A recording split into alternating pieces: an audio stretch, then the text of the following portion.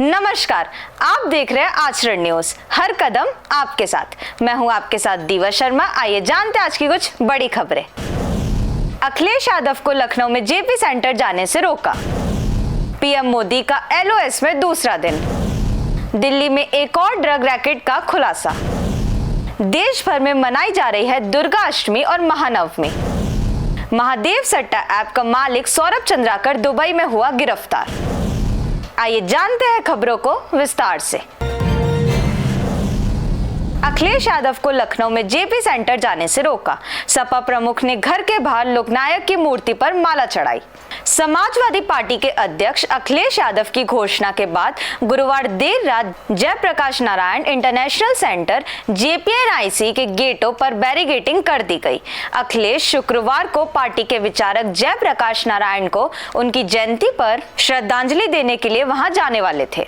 उनके घर के बाहर भी बैरिकेडिंग कर दी गई है ताकि वो कहीं ना जा सके। गुरुवार देर रात जेपीएनआईसी पहुंचे अखिलेश यादव ने कहा, सरकार टिन की चादरें लगाकर कुछ छिपाना चाहती है। वे हमें एक महान शख्सियत को श्रद्धांजलि देने से क्यों रोकना चाहते हैं? ऐसा पहली बार नहीं हो रहा है। हर साल सपा के लोग यहाँ जुटते थे और श्रद्धांजलि देते थे।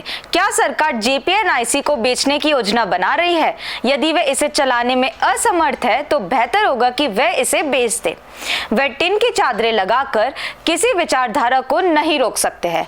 पिछले साल सुरक्षा कर्मियों और पुलिस अधिकारियों के साथ हाथापाई के बाद यादव ने जेपी नारायण की जयंती पर उनकी प्रतिमा पर माल्यार्पण करने की अनुमति नहीं मिलने पर गेट फांदकर छलांग लगा दी थी। सपा प्रमुख को गेट फाड़ना पड़ा क्योंकि एलडीए अधिकारियों ने उनके आगमन से पहले ही गेट पर ताला लगा दिया था। यादव ने गुरुवार को जेपीएनआईसी गेट की बैरिकेडिंग की तस्वीरों के साथ ट्वीट किया, किसी को श्रद्धांजलि देने से रोकना सभ्य लोगों की निशानी नहीं है। पार्टी ने एक विज्ञप्ति में कहा कि सपा प्रमुख ने जेपीएनआईसी की पार्टी विचारक को श्रद्धांजलि देने के लिए जिला प्रशासन से अनुमति मांगी थी, लेकिन अभी तक इस संबंध में कोई प्रतिक्रिया नहीं मिली है। इधर यूपी सरकार ने शुक्रवार को अखिलेश यादव को जेपी कन्वेंशन सेंटर जाने से रोका तो सपा प्रमुख ने घर में लगी लोकनायक जयप्रकाश नारायण की मूर्ति पर माला चढ़ा दी।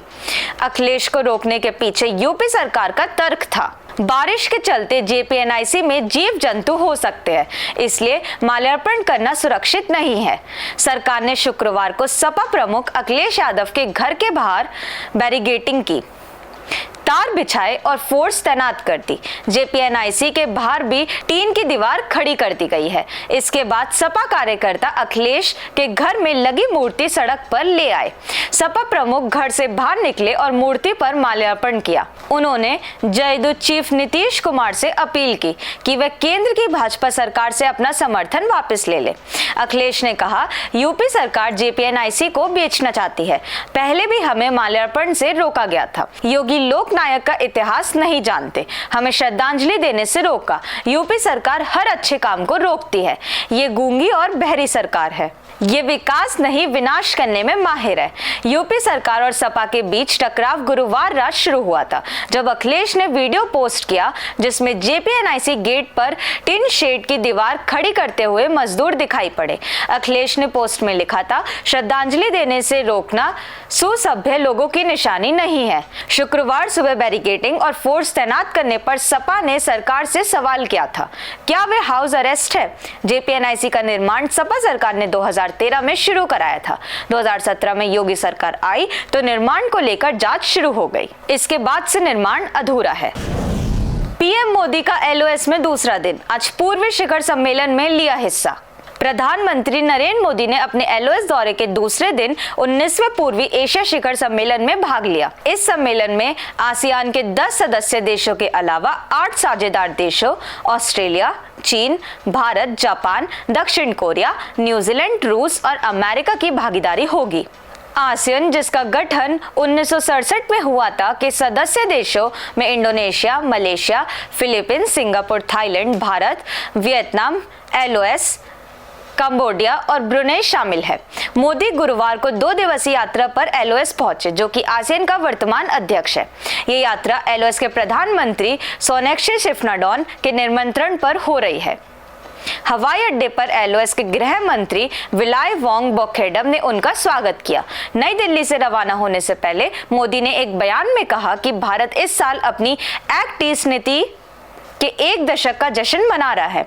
उन्होंने इस बात पर जोर दिया कि वह एलओएस के नेतृत्व के साथ अपनी बैठकों को लेकर सकारात्मक है, जिससे द्विपक्षीय संबंधों को मजबूत किया जा सकेगा।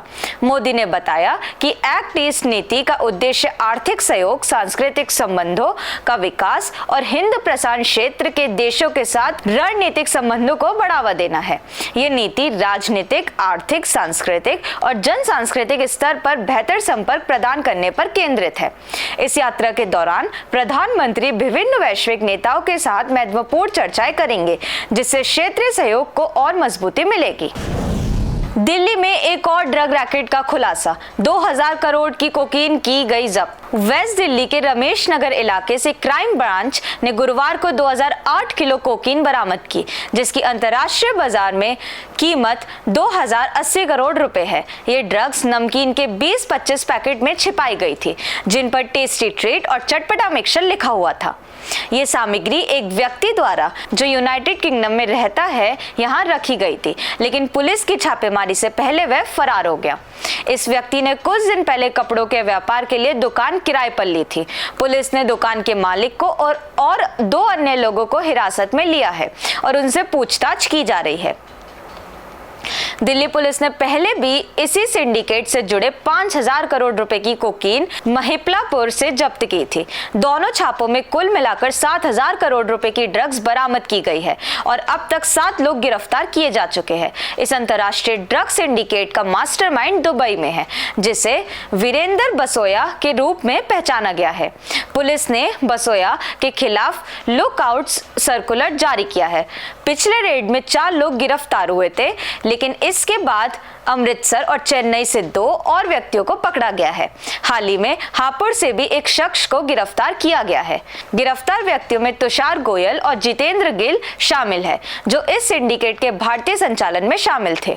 पुलिस का मानना है कि ये ड्रग्स दक्षिण अमेरिका से समुद्री रास्ते में गोवा लाकर दिल्ली में लाई गई है। देश भर में दुर्गा अष्टमी और महानवमी आज। दिल्ली से लेकर गुजरात तक मंदिरों में दुर्गा पंडालों में पूजा अर्चना। आज देश भर में दुर्गा अष्टमी और महानवमी का पर्व धूमधाम से मनाया जा रहा है। दिल्ली से लेकर गुजरात तक देवी मां के पंडालों और मंदिरों में श्रद्धालु उनकी पूजा अर्चना कर रहे हैं। देवी का विसर्जन और दशहरा 12 अक्टूबर को होगा, जो इस उत्सव का समापन करेगा। दुर्गा अष्टमी का दिन विशेष रूप से महत्वपूर्ण है, क्योंकि इस दिन देवी चामुंडा का प्रकट होना माना जाता है, जबकि नवमी को वह महारूप में दर्शन देती हैं। इन तिथियों पर शक्ति पीठों में देवी की पूजा और श्रृंगार की जाती है, जिसमें कन्या पूजन का भी आयोजन होता है।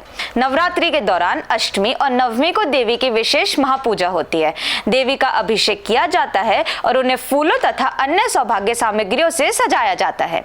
इन अवसरों पर चंडी पाठ और हवन भी आयोजित होते हैं। 12 अक्टूबर को पूरे देश में रावण दहन के साथ दशहरा मनाया जाएगा। हालांकि बस्तर में इसे कुछ खास तरीके से मनाने की परंपरा है।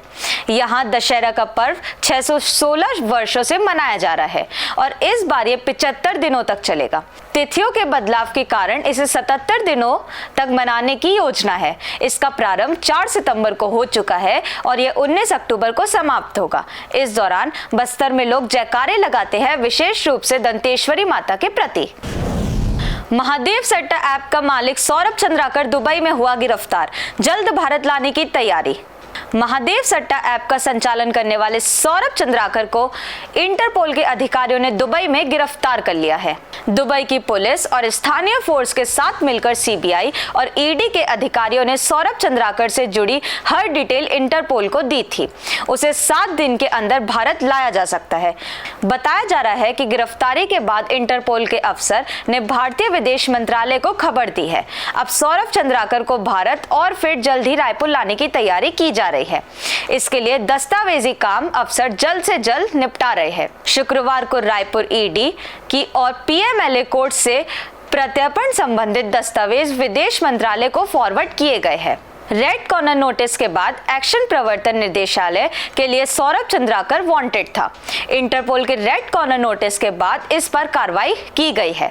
महादेव बेटिंग ऐप ऑनलाइन सट्टेबाजी के लिए ऐप बनाए थे। इस पर users poker, card games, chance games नाम से लाइव गेम खेलते थे। ऐप के जरिए क्रिकेट, बैडमिंटन, टेनिस, फुटबॉल जैसे खेलों और चुनावों में अवैध सट्टेबाजी भी की जाती थी। सट्टे के नेटवर्क के जरिए इस ऐप का जाल तेजी से फैला। सबसे ज्यादा खाते छत्तीसगढ़ में खुले। दरअसल इस ऐप से जो भी काली कमाई होती थी उसे प्रमोटर बॉलीवुड फिल्मों और होटल के व्यापार में करते थे। धीरे धीरे रवि और सौरभ की बॉलीवुड हस्तियों से पहचान हो गई। देश दुनिया की सभी खबरें देखने के लिए जुड़े रहिए आचरण न्यूज से। आचरण न्यूज, हर कदम आपके साथ।